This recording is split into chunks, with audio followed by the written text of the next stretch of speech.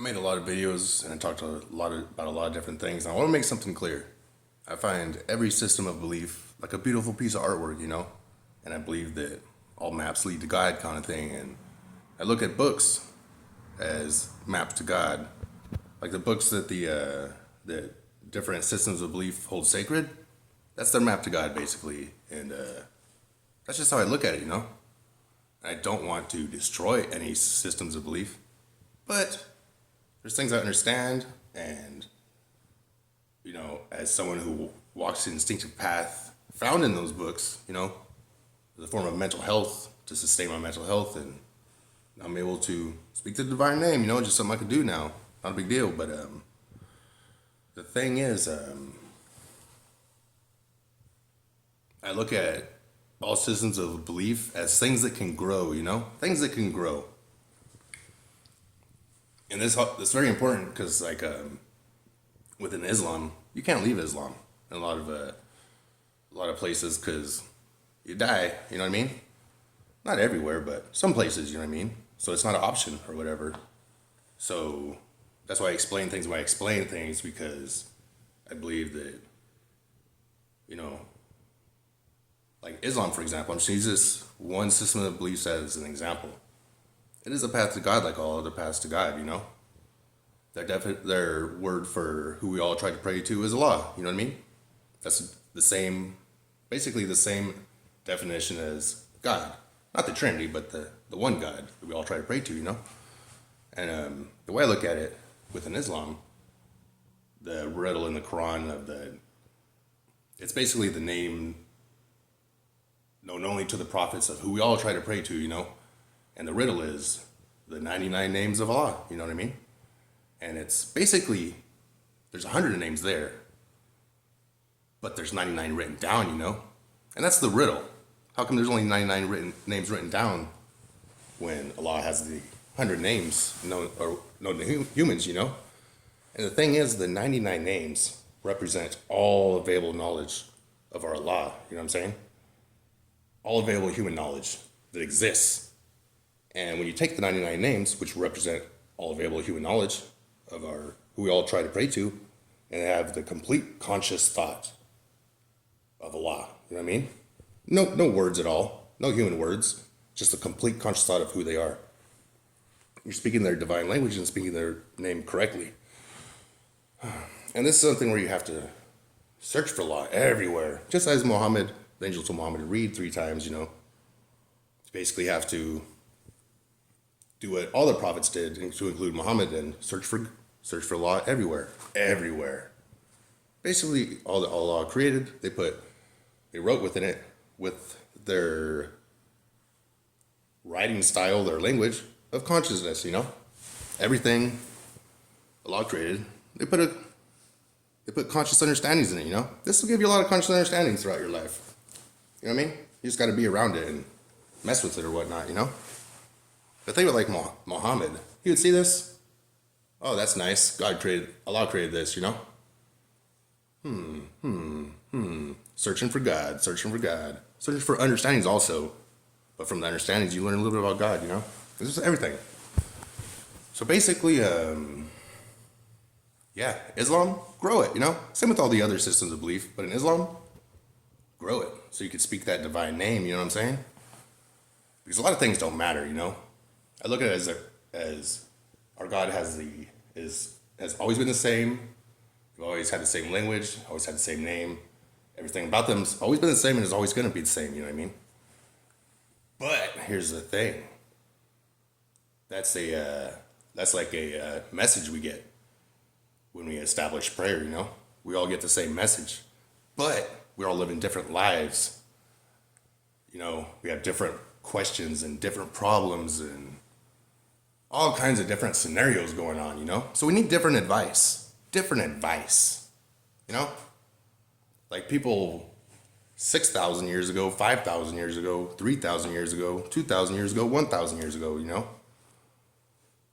Well, I guess it would be 1,450 years ago.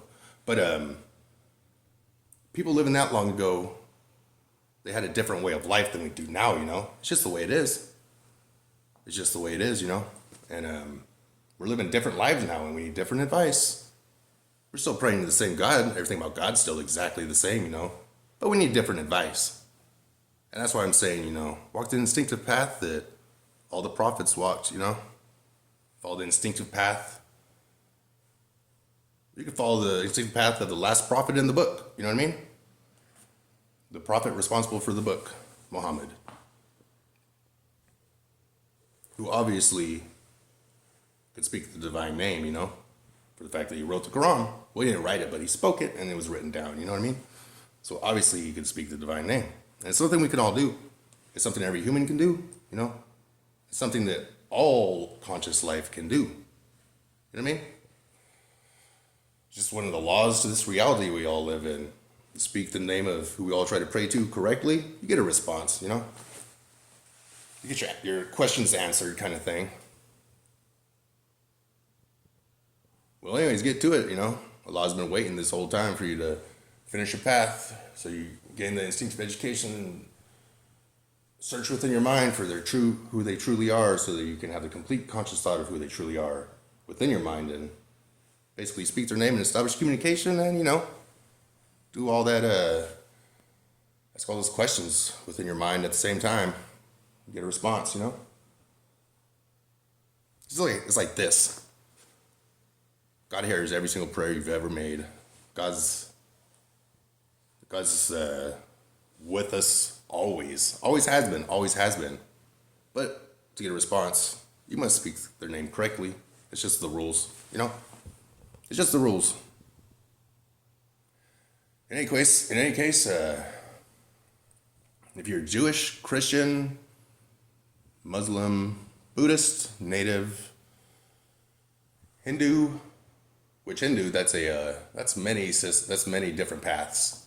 But you know, whatever path you're on, Jehovah's Witness, Mormon, it doesn't matter. Just follow the instinctive path with the people in that book, you know, so you can connect to the divine, so that you can speak the name of who we all try to pray to correctly, so you can wake up from this reality. However you want to look at it, you know, however you want to look at it. In any case, I think I'm going to post these videos now, you know?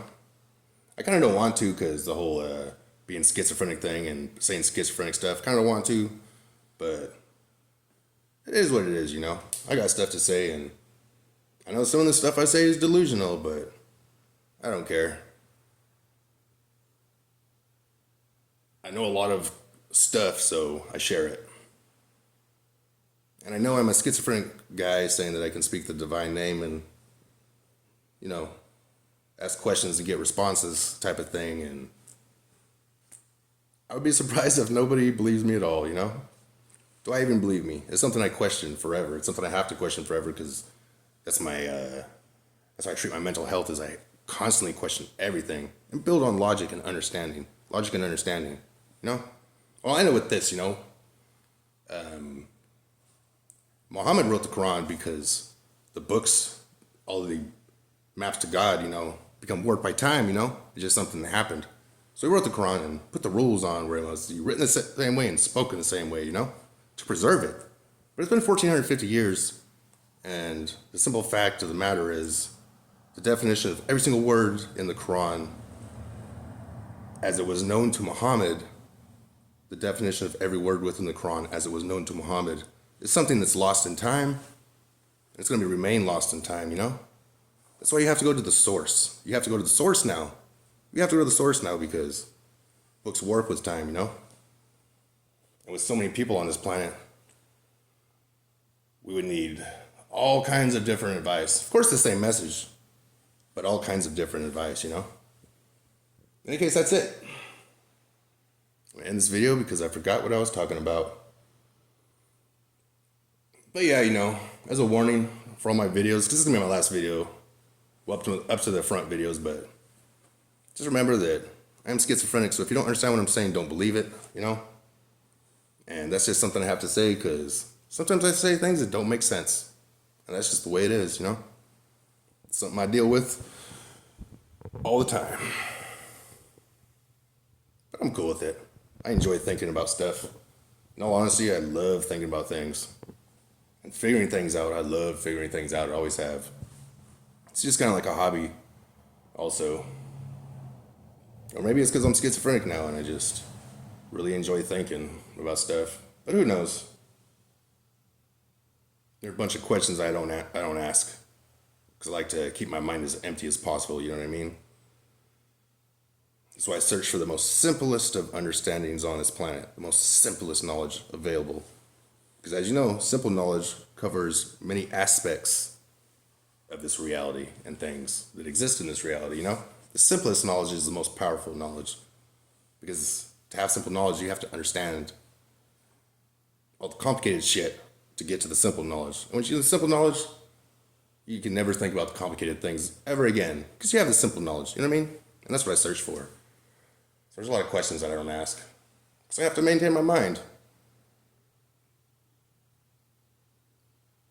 I use native medicine, which is a lot of meditating, you know, different things like that. But anyways, I'm going to end this video. It's been 11 minutes and 6, 7, 8, 9, 10,